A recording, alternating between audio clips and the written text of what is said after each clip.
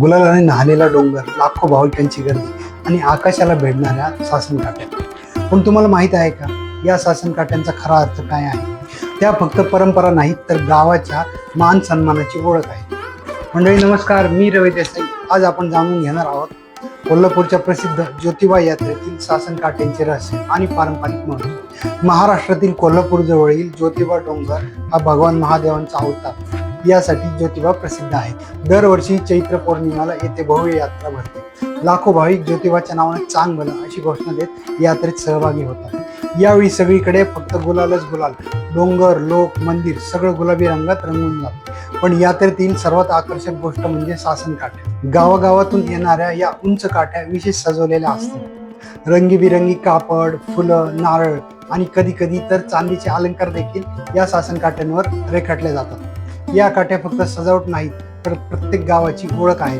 प्रत्येक गावाला एक सासनकाठी असते आणि ती घेऊन येण्याचा मान विशिष्ट कुटुंबाला किंवा व्यक्तींना मिळतो.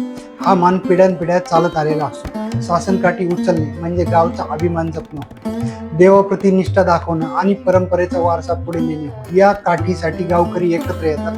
ढोल ताशांच्या गजरात नाचत ती डोंगरावर आणतात. हा क्षण म्हणजे भावना, श्रद्धा आणि उत्साह यांचा एक अनोखा संगम असतो. सासनकाठी म्हणजे एकतेचं प्रतीक, अस्तित्वाची ओळख, श्रद्धेचं जिवंत रूप.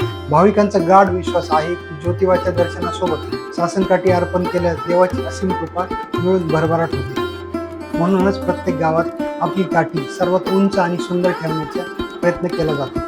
पुढच्या वेळी तुम्ही ज्योतिबा यात्रेला गेलात तेव्हा त्या सासनकाठ्यांकडे गावाचा अभिमान, श्रद्धेचा उत्सव आणि परंपरेचा जिवंत इतिहास आहे या श्रद्धेने तुम्ही त्याच्याकडे पहा. बोला ज्योतिबाच्या नावानं चांग भलं.